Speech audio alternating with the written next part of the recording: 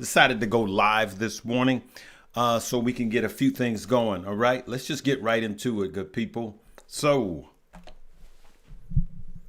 we got the S&P futures rise as investors await Fed rate decision. All right, Nvidia climbs. Nvidia is doing deals like OpenAI. We have a CEO stepping down. We're not going to deal with that.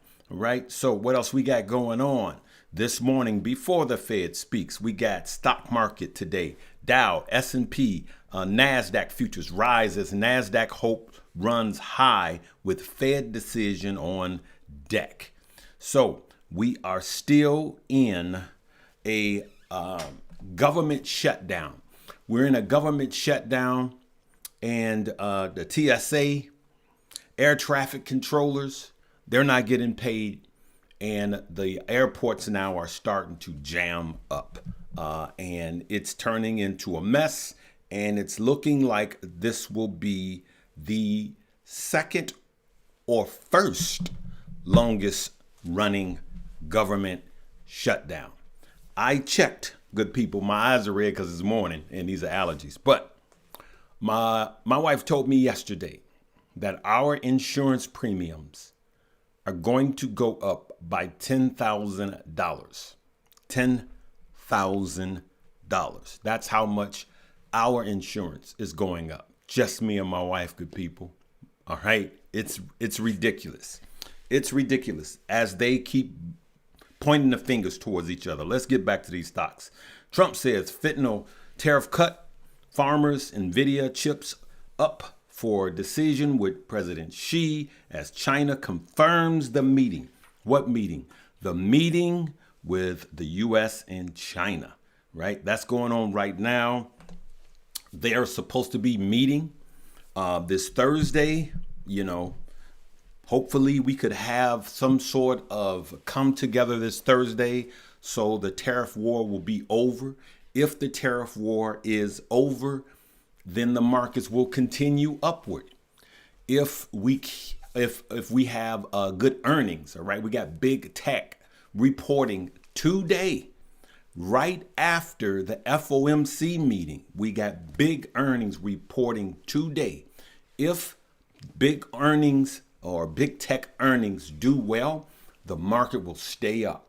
But if big tech earnings don't do well, then the market is going to become more choppy. All right. Just keep that in mind right now. So today we got the Fed meeting. Remember, the Fed decision comes out an hour before the Fed meeting. So the Fed has his decision whether he's going to cut rates or not, which is priced in that he will. And then the Fed meeting with all of the reporters asking the questions. That's when you cross your fingers, because what the market is doing today is actually normal. And then he'll say something. If he says something positive or he sounds dovish, then the market goes up more. You can trade the Qs or the SPY right on that news, the pop. Then the questions come. And generally, when the questions come, you can see it roll off and go down. So what I do is I do calls, and then I turn around and do puts on the same thing, whether it's the SPY or the Q, right? So it is expected for the Fed to lower interest rates. So I asked, right? Look at this. The rate cut is expected. The Federal Reserve is anticipating to lower its benchmark interest rate by 25 basis points. That's what's priced in, and that's what everyone is expecting. Okay. So now let's look at what's going on right now in the pre-markets. Okay. I'm filming this an hour before opening bell. We can see the Nasdaq is up yet another 100 points. We will take that. Another 100 points for the Nasdaq, which is tech heavy. It's looking good. So we go out 5 days, we could see that this Nasdaq is up almost 1,200 points. I'm laughing because I'm looking at my portfolio and I'm laughing because it's going up. All right. So what's happening in crypto? We're going to hit it right quick and come back to stocks. We can see that Bitcoin holds 113K as liquidity thins. Traders turn defensive before Fed week. So crypto's not doing good, people. It's just not looking good. I'm still holding, haven't sold anything. Don't get like me. You follow you. I'm just telling you what I'm doing. 113, we're holding. Down 1%. Ethereum down 2.30%. All right. We can see that it's going down. It's not good. We need Bitcoin to start going upward above 115 as investors stay put. You can see right here, crypto investors are just staying put. Just trading off of the fear and greed index. They're just staying put, not moving. Okay. So what I want to tell you before the Fed speaks, and I'm almost finished, believe it or not, is that the Fed is looking at jobs, right? Weakening jobs. And we know that the jobs are weakening. We know that it's weakening. And now, because he's looking at jobs, you heard companies laying off as much as 30,000 people. Amazon, they're going to start cutting 15,000 jobs, and they are looking or expected to cut 30,000 jobs. Okay. It's Amazon. All right. So now, you know what's crazy about that is they're finna go into their season of delivery, the heaviest season, and they're cutting jobs, right? Why? Robots is coming for your jobs. And I'm telling you, you have to balance this out. Like I just told you, my personal insurance, something I may not need next year, is going up by $10,000. $10,000. That's insane. You can't live just to pay health insurance, as these idiots on both sides blame each other.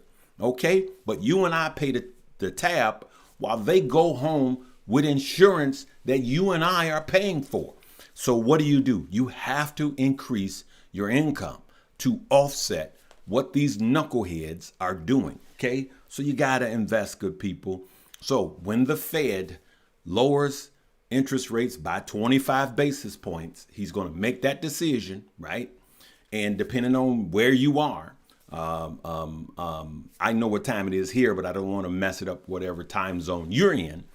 But then a half hour after that is this afternoon before closing bell, a half hour after the Fed has his decision, then he has the meeting. So you're going to see some chop, but I don't want you guys to freak out. Do not freak out if you see some chop in the market when the decision comes. It's priced in. You're not going to see that much chop. But where the chop could happen is when he has the meeting and the media is trying to ask some gotcha questions. And if he says something wrong, then the market will go down. Okay. So, but I want you not to panic, hold your positions if that's best for you. Remember, anything I say is not a suggestion for you to buy, hold, or sell. I'm just telling you what normally happens. And if you freak out, it may rebound right back before the day is out. But remember, after a Fed meeting, you generally need 48 hours. It's on a Wednesday. Friday, you got Thursday and you got Friday, and reality is Monday. Now, this is expected, priced in. I don't believe there's going to be a lot of movement. If he drops by 25 basis points, I don't see the market skyrocketing off of that because it's already priced in. So look at your positions and just be ready. Okay, good people, I'm going to leave it right there. Just came on live, and hopefully a lot of you guys see this. And I am going to go live tonight. I want you to join me here tonight live. I'm gonna have the guys with me. I'm gonna have the squad with me. Okay, Stock Mo, Keenan, Grace, and Stocks with Josh will all be joining me here tonight at 7 p.m. Eastern Standard Time. So 7 p.m. New York time, 6 p.m. Chicago time, and 4 p.m. LA time. Okay, join me here, and we're gonna dig into what the Fed just said. Okay, and then during the Fed meeting, I am going to just be airing. I'm going to try to air the Fed meeting in Money Moves. It will be in Money Moves. So I won't be live here during the Fed meeting. I'll be in Money Moves, okay? So come join us and stock up you. A lot of you guys need it. Listen, just click the link, use coupon code LEARN, LEARN, and get the Black Friday sale. Now, we're starting early because we have to be ready. I want to teach you guys that don't know how to do options.